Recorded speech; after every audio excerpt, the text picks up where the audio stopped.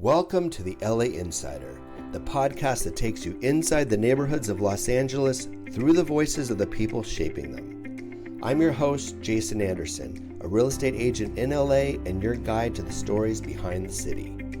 Each week I sit down with local entrepreneurs, community leaders, and business owners to uncover what makes their corner of LA special, from hidden gems to big ideas and neighborhood-changing insights. We'll also explore the path to success that brought each of my guests to where they are today, their challenges, wins, and the lessons they've learned along the way. Whether you're exploring where to live, grow a business, or just want to understand the real LA, this show is for you. Let's dive in. Welcome back to the LA Insider. Today we're spotlighting another incredible person who's making a real impact in his industry.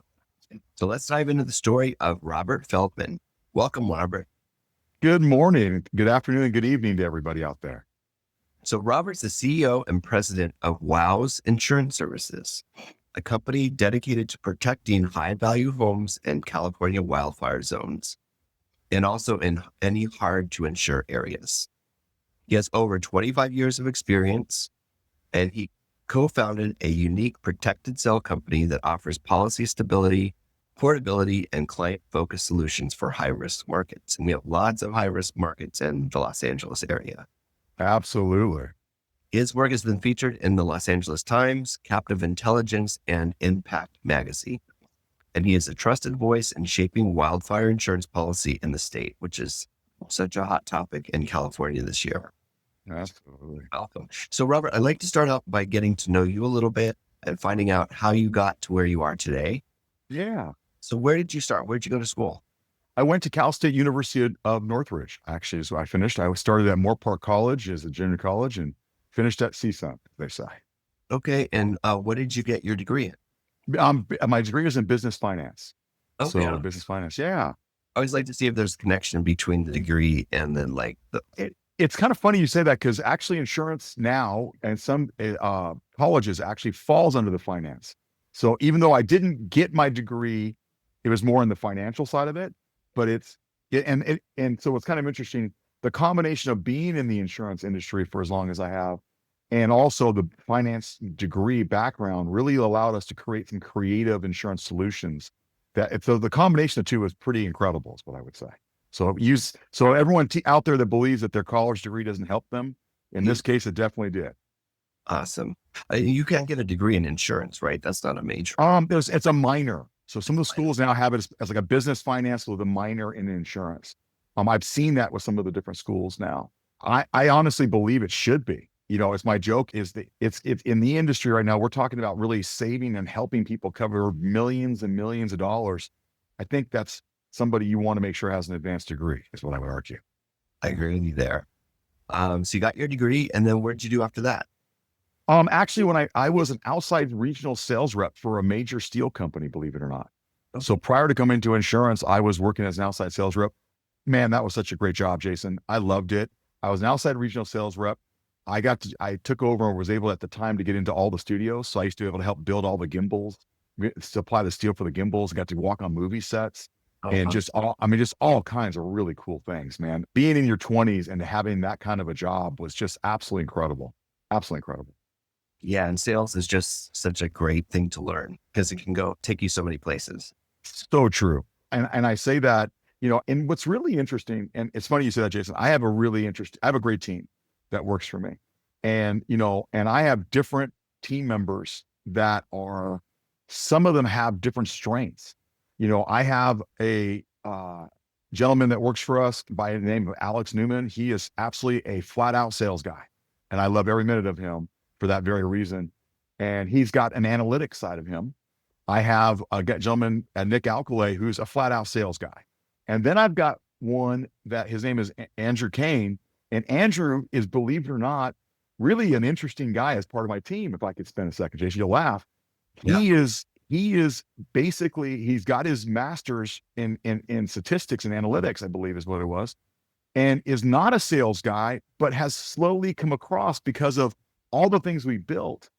He is far advanced for somebody that you normally think about anyone that's building algorithms and is technology based and has a master's in statistics is not a salesperson, but he's absolutely incredible. So I'm very lucky to have, these are three great team members that are part of my crew that are just absolutely great. And it's just kind of funny how different, to your point about sales, it kind of registered there for a second, is if you get into that world, it's funny how you can come in from different directions, is what I would say. Different directions.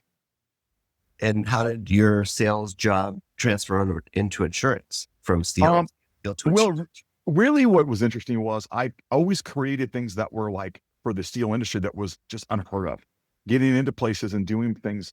So what it did was it transfers as an insurance broker for 25 years. Now as a wholesaler, all it basically did was just really kind of feed me being an entrepreneur. And so what it did was, the crazy thing about insurance in a normal market, which we are, Jason, far from a normal market right now, but in a normal market, you have a ton of companies and everything's very vanilla and everyone is 50 cents apart and you're just slugging it out. In this current market, we specialize as a wholesaler. So we have over 3,000 insurance brokers appointed with us and growing, and we're in 10 Western states.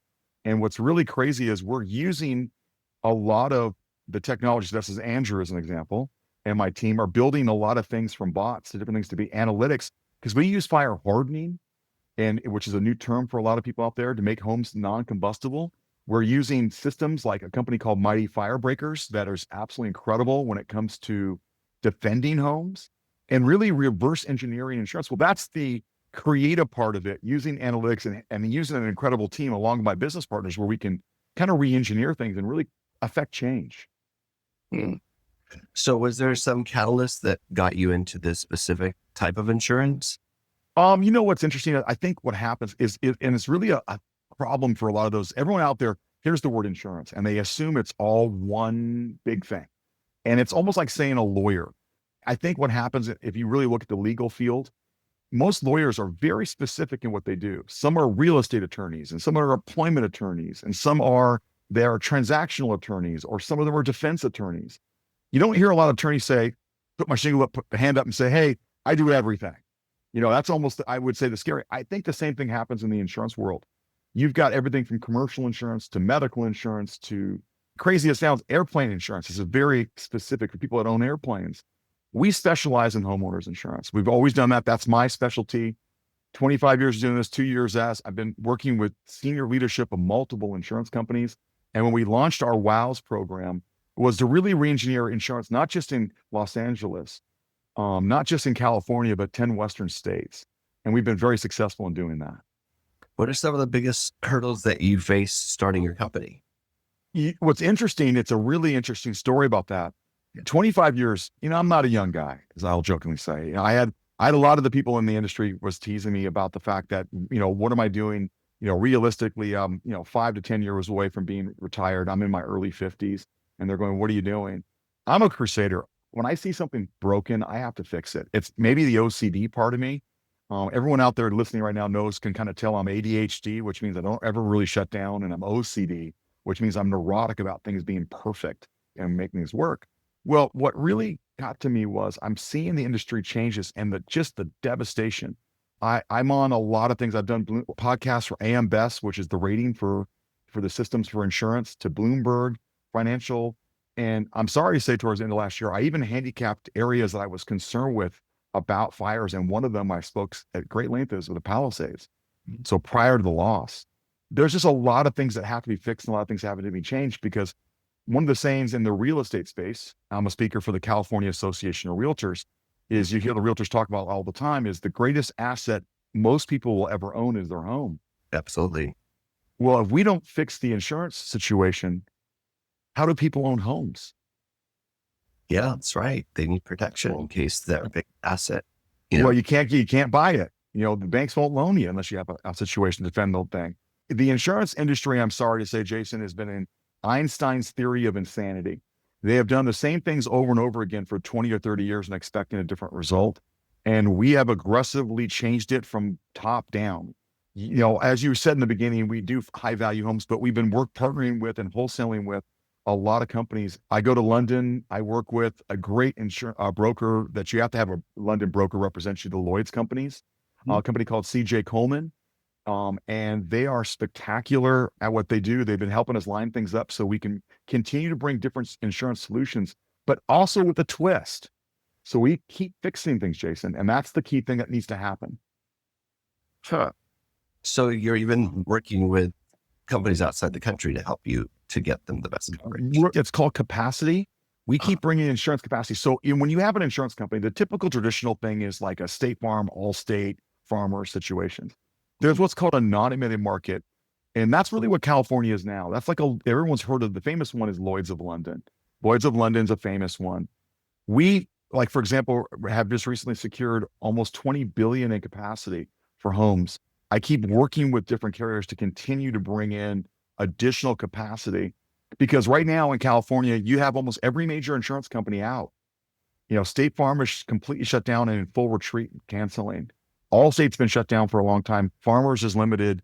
I can go through the list of Travelers and Safeco and all these different companies, names that everyone's heard, that are canceling policies right now. So Jason, as a wholesaler, we're constantly bringing things in. I feel like the kid that's putting his finger in the dam, right? I go like this, and I watch two other things pop over my head, right? We keep fixing in solutions. And the good news is, and as scary as it sounds, and I'm sorry to say this, I know it doesn't sell this way, but the news likes to always talk about how the sky is falling.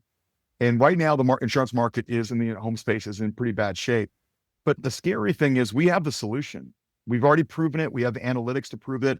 Our WOWS program was already built out prior to the fires. We had already ran it through a company called CoreLogic, and Milliman did the actual feasibility studies.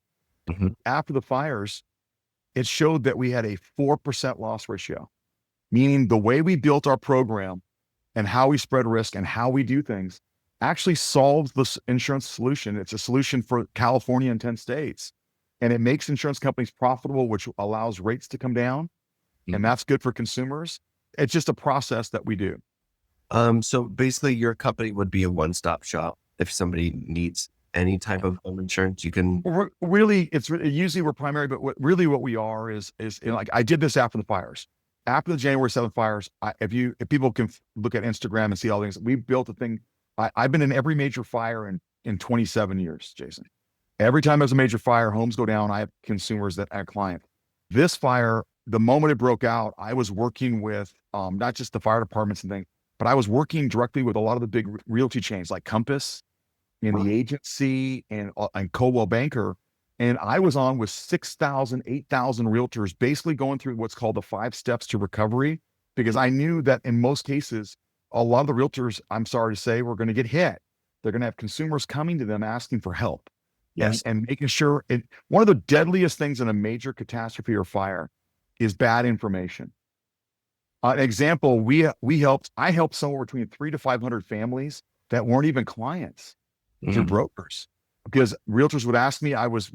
My joke is Super Bowl Sunday, which was almost a month later, was the first day I didn't work 15 to 18 hours. I was answering calls and doing things and helping, because at that moment, that's a moment of truth, Jason. Yeah. And I say this terribly, a lot of times in different industries, all of our industries, you have people that run into the fire, no pun intended, and you have people that run away from it. And at that moment, when you have a catastrophe, it's all hands on deck, and you're really trying to get everybody to the right spots. And that's what we did.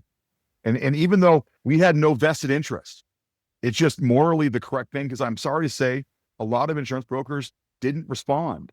And so we were helping people I had one consumer that received over $1 million while the fires were going still in the Palisades, within 4 days of the fires breaking out, from the California Fair Plan, which was impossible. It's just because of the 5 steps to recovery. We've got the build out, Jason. So the scary thing is it's kind of scary if everyone out there listening, we have the win. We have the way out of this. We have the ability to win it. Now it's just trying to get information out, trying to get this to build out is what we're still doing. The capacity, if 20 billion is a big number, by the way, Jason, when I say that, it's 2,000 homes. And what's really wild about that is it's not a drop in the bucket, it's a drop in the ocean, but what it does do is it's affecting change. And that's the thing that we have to do here. And you can kind of hear my crusader voice going at this moment. It's to affect the change, because if not, we're all going in the wrong direction. What changes do you see coming to the landscape in the near future? There's a lot of changes. We're aggressively leading the forefront of this. One of the ones, if you want to laugh, is we already did this with our WOWS program. We actually, our line slip will do this. And we actually have one other additional company, a great company called Stand, that's doing this. Our policies are the first that we know of that are fully transferable from sellers to buyers. Oh, that would be amazing. So what it does is, and we have a couple of ones that are the smaller build homes are starting to look at this. We're going to affect change this way. This is a major change to the industry. And the reason for it doesn't mean a consumer has to, a buyer has to take the insurance, but what it does is it stabilizes the insurance in a greater way where most consumers are going to take over policies or in essence, the insurance company is guaranteeing transferability. That's a game changer. It starts to stabilize the market. It really does. There's a bunch of other things. I could bore you for the next 2 hours on this podcast. No one wants to hear all that good stuff, but my joke is there's a lot of things like this that we're creating. That's the advantage of having a field guy. So the problem with a lot of people making decisions in California and the other states right now, some states are better than others. I don't get into which ones are better or worse, but like I have one department of insurance right now that we talk to on a regular basis that is adopting almost everything we're doing because they can see that you need a field guy is what I'm going to joke around. A field person, I should say field person that's really can see the landmark of what's going on and what's affecting market. Because sometimes when you're really at the top, it's hard to see it. It really is. We just keep adding more and more analytics to show that we're correct in what we're doing and we're changing it. So what's between us and getting that transferable insurance? Is it a law that has to change or? Actually, it's here now. Oh yeah. We have 3 insurance carriers. We have 3 different programs that are doing it already. I think, Jason, what'll happen is it's terrible. Everyone's going to copy us on this, and I'm great with it. I really am. Because here's the thing I say to everybody, and that's why I talk about this everywhere, from Bloomberg to your podcast to everywhere. Everyone needs to understand that if I do it, think of how many homes there are in California and the 10 Western states. How many millions of homes, okay?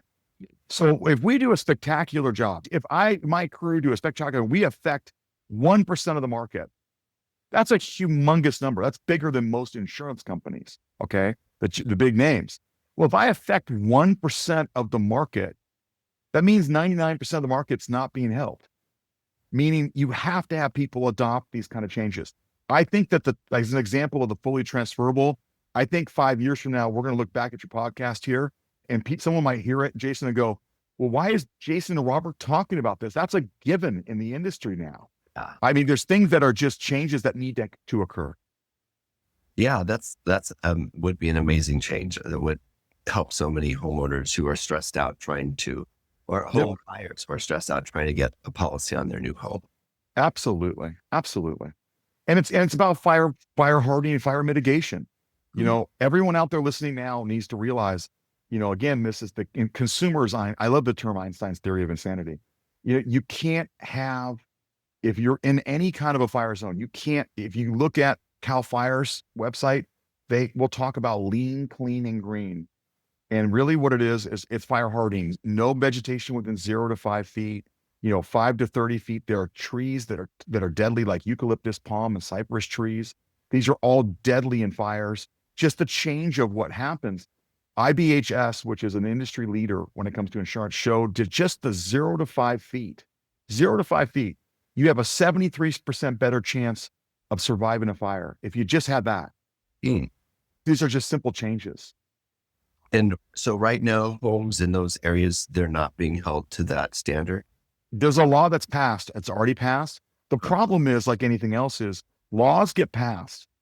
And the problem that a lot of times we deal with, as you can probably imagine, the law being passed, is a law can be passed, but if there's no one there to enforce it, is it really, it's almost like not a law.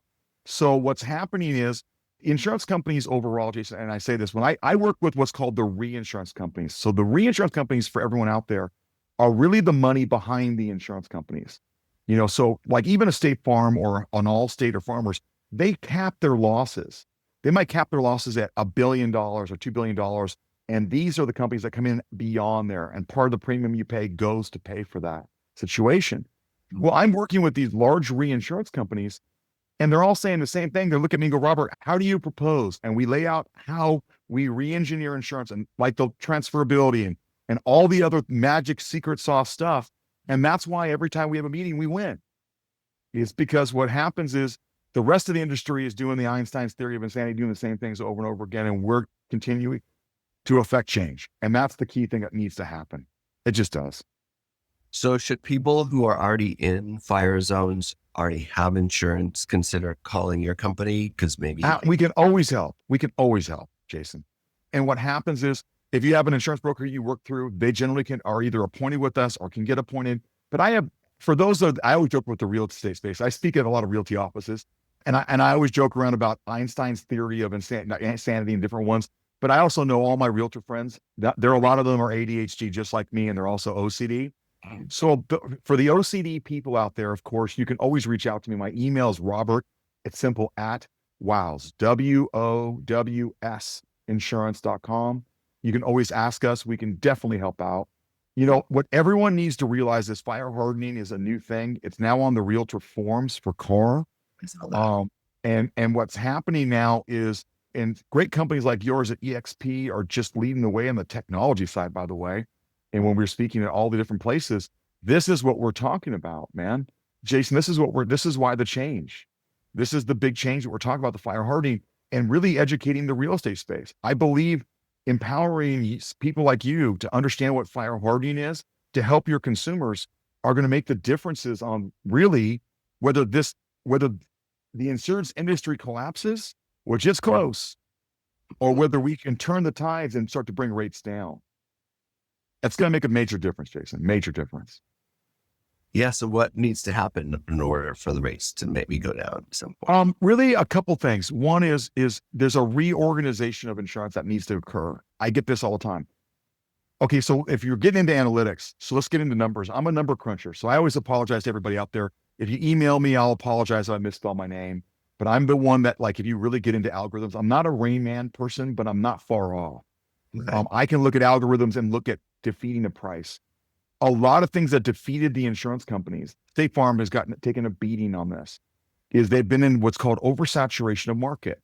What that means is you're oversaturating. So if you were to look at pure analytics and fire risk, Jason, if you have a street and it's got 10 homes on the street, if you write that one house, that's a rate. But every time you add an additional house on that street, the rate goes like this in cost of insurance. You're raising the cost.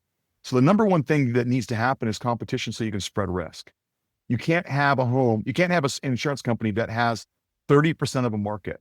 Indeed. Which, I mean, so if I'm going to say something terrible, if I were in charge of insurance, you wouldn't see anybody that would have more than 1 to 2% of market, but they'd be in 1 to 2% of every market. So think about statistics for a second. Malibu, I'll use Malibu as a great example for it because everyone knows where Malibu that's listening. Malibu has 4,500 and something homes, 90265. If you were to look it up, it grows. Okay. So 1% of a market means 45 homes. Simple math. If a fire occurs in Malibu and you only have 1% of the market, that means the worst case scenario, you lose 1% of your portfolio, evenly balanced amongst areas. It doesn't mean you lose 1%, but that's the maximum exposure. Well, think about that for a second.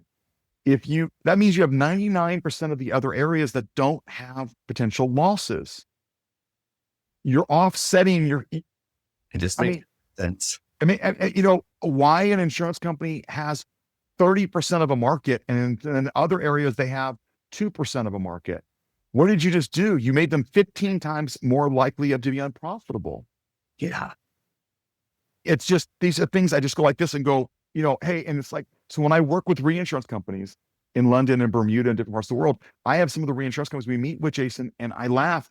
I will joke with them and go, hey, I know you've got 15 billion in capacity, but your money is set incorrectly and you've got it lumped into areas. And this is why you're losing money. And so if you really space things out properly based on a percentage so that you have, in essence, a perfect even keel across California and 10 Western states, you could have a $30 billion portfolio, but never have more than 0.5% or 1% at risk in a fire. Well, think about that for a second. What you're doing is you're forcing insurance companies to be profitable. Well, when you do that, now you're forcing other insurance companies all to see the same thing. You jump in, now you could have 100 or 200 different companies that are all taking 0.5% to 2%. you've now made all the insurance companies profitable. Then what you now have is a competition to whether you're 0.5% or 2%. Now that's pushing rate. Now you're pushing rate down. You're affecting change. Yeah. I mean, that's just the way it should be set. Yeah. It needs to be set portfolio based. That's the first thing. Second thing is there's a great company out there, Jason, called, for everyone out there needs to look it up. It's a company called Mighty Fire Breakers. They are a spectacular company. They are a fire hardening company that puts systems in place, but they have a chemical that is the only one that's EPA friendly that basically makes homes don't burn. And they're absolutely incredible. They actually have developed, like one of the things with insurance companies, 0 to 5 feet, there's no vegetation. People go, what about my mulch? I've got this beautiful mulch that makes okay, great. They actually now created a mulch that is not only doesn't burn, but actually puts fires out. You can pick up I did it myself because I didn't believe it. You can take a handful of it and throw it on a spot fire and it puts the fire out. That's awesome. I mean, this is the technology. So what do we have? You have to think about how to re-engineer based on space and things of that nature. You have to think about how do we get better from a technology standpoint? No, technology about spread of risk, technology based on how do we make homes defendable? Companies like Stand are absolutely incredible. They're for the larger space. So obviously they're a little bit bigger. They're going to be doing the 6, 7, 8,000 square foot homes. But Jason, they're incredible. They have a science-based technology. They can look at houses and tell you if this tree is removed, you have a higher likelihood of surviving a fire versus these trees being completely this way. And they even run complete simulations. They have this incredible simulation program where they put the house through and they run simulations of fires, AI simulation programs that show fires from different directions using wind patterns and all the things and saying, what happens if this happens? What happens if the house next door catches fire? What happens if ambers are coming from 2 miles away? And it shows it almost like as if it's scary. It looks real, almost like a house is burning. And so it's just all the AI and analytics. This is what changes the industry. This is what forces the change. So people who live in these fire neighborhoods, they should probably hire that company to come and do an evaluation of their house. Absolutely. We do them all the time. If you're out there thinking about this, every consumer out there right now should have a fire hardening report. Now, that's different than, Jason, what you're used to. When you do transactions right now, you have this really cute thing called a fire hardening requirement. And there's about 6 to 12 questions, depending on where the area they are. They cost, if they're done correctly, they cost about $1,000 to $1,500. Okay. They're not cheap. They're not cheap. Okay. And the reason for it is there are some companies that'll do them for less. The problem is they're not going to really help you with the analytics. The ones we found are usually about $1,000 to $1,500. Okay. And what it is, I would recommend everybody out there right now. I don't care if you have a 2,000 square foot house or a 25,000 square foot house, you should have a fire hardening report. And the reason for it is it really does talk about, and it's a before and after, Jason. So it's not just here's the report and then good luck. It's a before and after. And then companies like Mighty Fire Breakers and other fire hardening companies we work with really review. And a lot of them are just stupid things like you have your eaves are exposed or you have your attic vents don't have anything. Attic fire is a guaranteed kiss of death. Yeah. Cal Fire is trained right now that if an amber gets in, if your attic, God forbid, catches fire, they don't defend that home any longer. They're defending the homes on both sides. They basically watch it burn. They can't defend it. Okay. And so these are simple analytics. Well, we know from an insurance standpoint, by just simply doing these things, you are exponentially lower of a risk. Everybody should have it. I don't care if you're in the middle of Reseda, is the joke for out there listening, in a perfect neighborhood, in a perfect street, because we all need to think differently. And that's the thing. If we don't think differently, the laws that are passed right now, Jason, they're getting predatory. Everyone needs to hear it. There are already laws that are passed. Now they're talking about making them the more severe. They're already doing it on the new builds and requirements.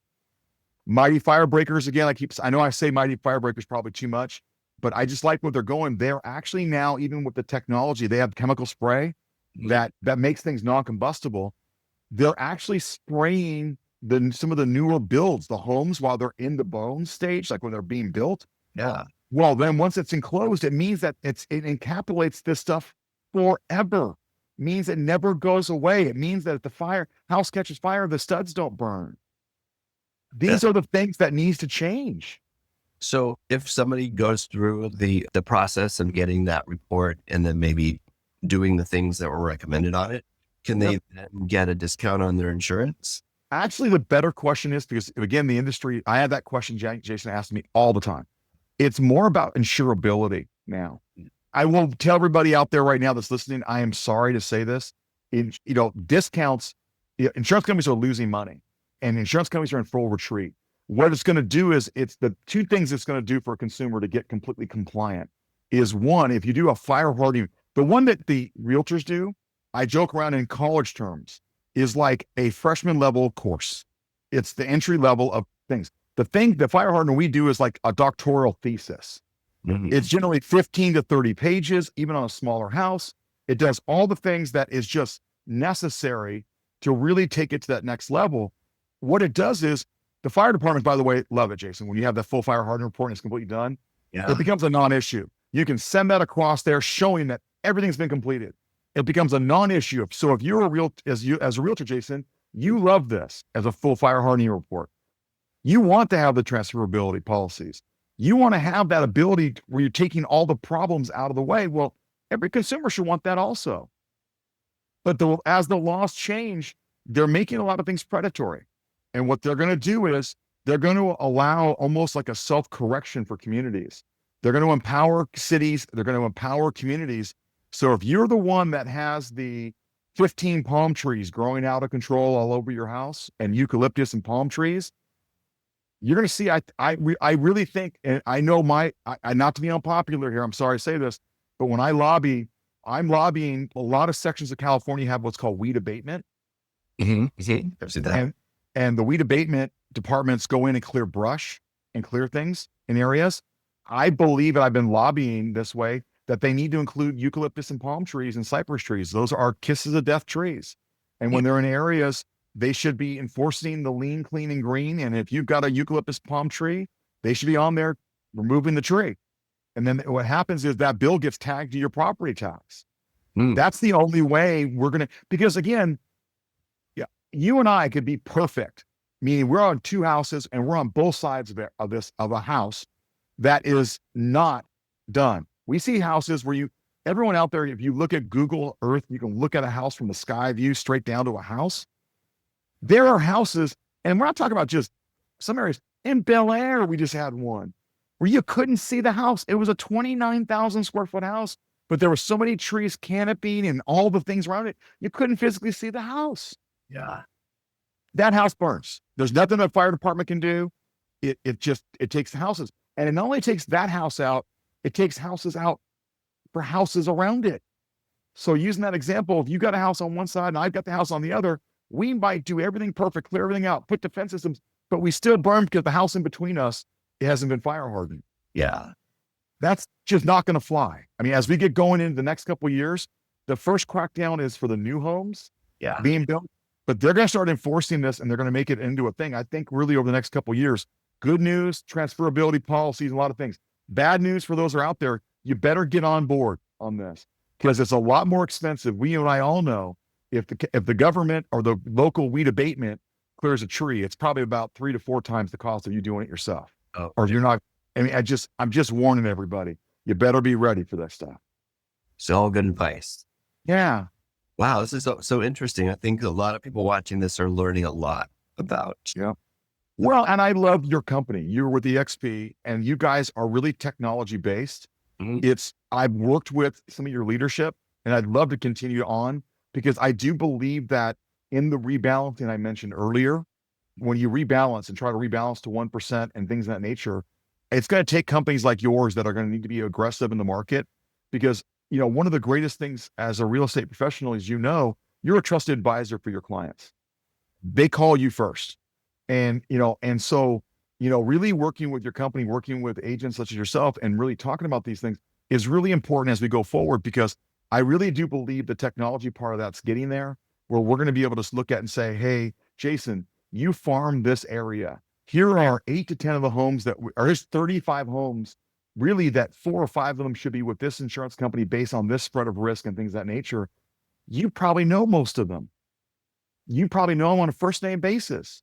Yeah. Why are we not fixing things like this and fixing the insurance problem? Yeah. So from the perspective of, so if I have clients that are buying a house Yeah. in a certain neighborhood, they're looking for homeowners insurance. Yep. Or I guess, would you be the one to help them find? You can always come to us directly. That's Yeah. right. Yeah, you can always do that. You can always come to us directly. If they look up WOWS Insurance, WOWSinsurance.com, easy place to find. If you have a lot of brokers you work with, you can ask your broker to contact us. I always joke around again, Jason, you know your clients. Some clients want to talk, is their joke, wants to talk to the horse's mouth. Some of them wants to have, they've got their broker friend. It's a family member they've known for 30 years. I'm good either way, as long as you get to the solution is what I always say. It doesn't really make a difference to us personally. And so our big thing is, and we continue to work with consumers on this, is just that change. And that's why it comes to us. One of the things I will warn everybody about, there is what's called lack of capacity in the market right now. Consumers need to be very careful. And I say this to all realtors every time I speak in different things. I'll be speaking at the Reimagine conference in Chula Vista for the Realtor Association coming up on September 17th. And one of the things that I'm really talking about more and more is the old days of how to quote are over. So let's say you have a consumer and they're looking at 4 houses. The old days, we would run scenarios on all 4 houses and say, hey, this is the breakdown. You really have to be careful now. There's lack of capacity. So what we noticed is now some of the insurance companies are now no quoting or requesting us to no quote, brokers that are requesting, if they believe that the consumer is multi-quoting, because it ties up their capacity. So you really want to make sure you get in. Right now, as you know, there's a 17-day insurance contingency, which is plenty of time. Plenty of time. You want to pick your house, get into escrow. I mean, there are ways to get some kind of indication. Obviously, is it going to be $1 million or is it going to be $10? We can kind of get there a little bit, but really won't know until you really get into the escrow and run all the numbers. It's important to know those things. But this is why we made those policies as we continue to build things out fully transferable. Then that solves that problem. It solves that problem. So, do you think that'll be in the next year, 2 years? That might. Well, we're already placing policies now. Okay. So we're already writing policies now. But I mean, obviously, it slowly rolls out, and then eventually, I hate to use the pun, it catches fire. Everyone will start to copy.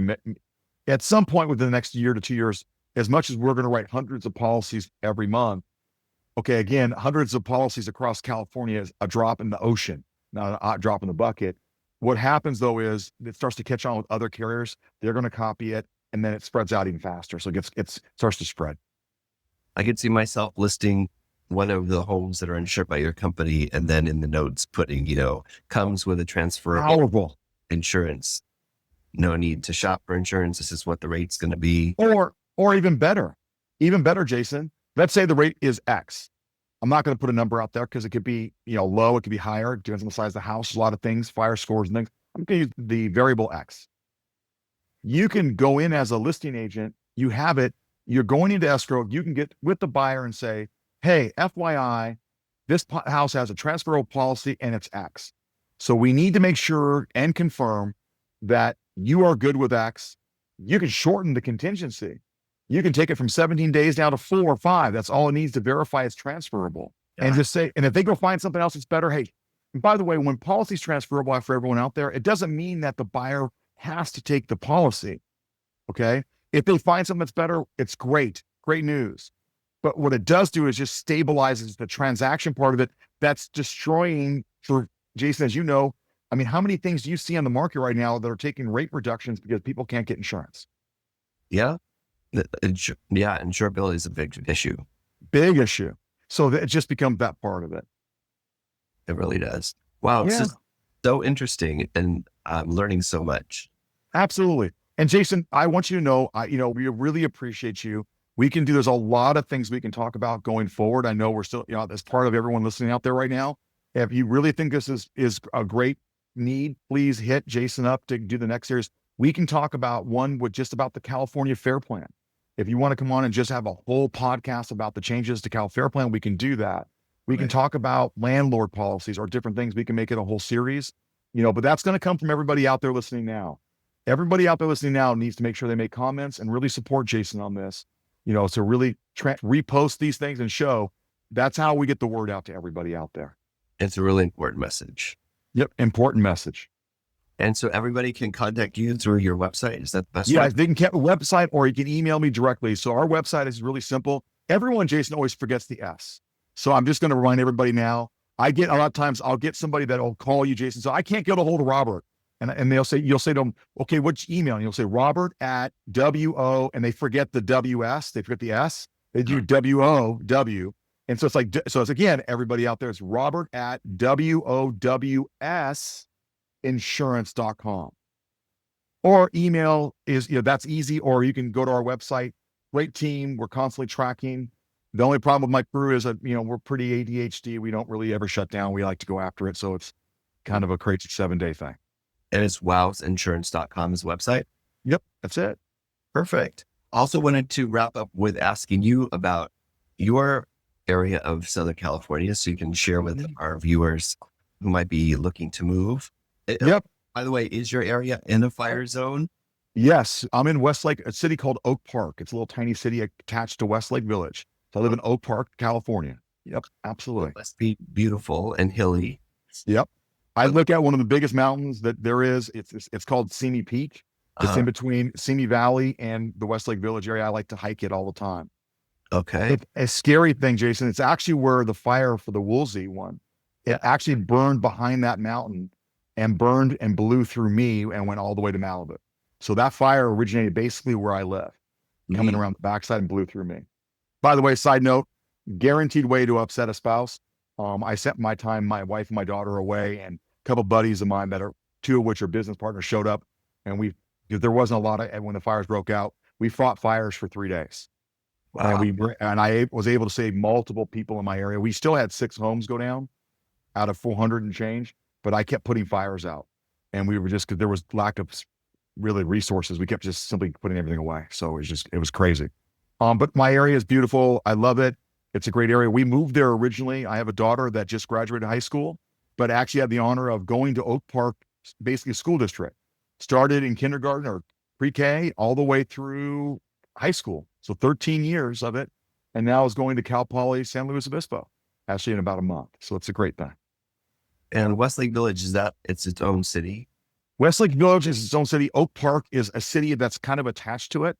Okay. No one knows really where Oak Park is. So I always make the comment about Westlake Village because most people know where that is. Yeah. If you're looking at a map. And so it's basically, it's the same. I mean, if I had a really bad golf shot, I hit Westlake Village from where I live. Okay. And so it's not that far away. So I would make it around the border. So Westlake Village known for great schools.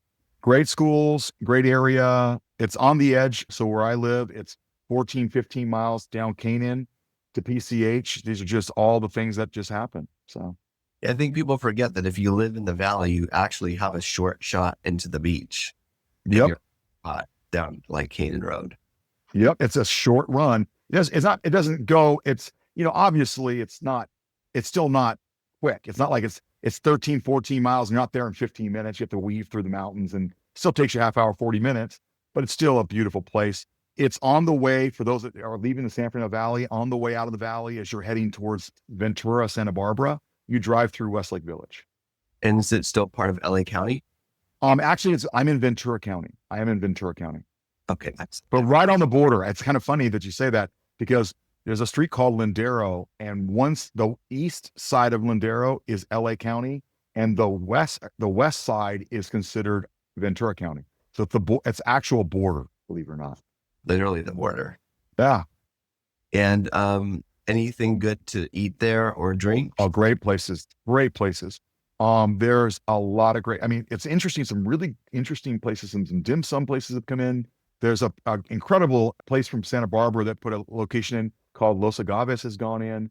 There's a lot of great restaurants in that area and a lot of places, great places. Stonehouse is there. It's a famous place to go to for having a drink. It's a great outdoor, it looks like Tuscany in Italy. And so a lot of great places. Absolutely. Sounds beautiful.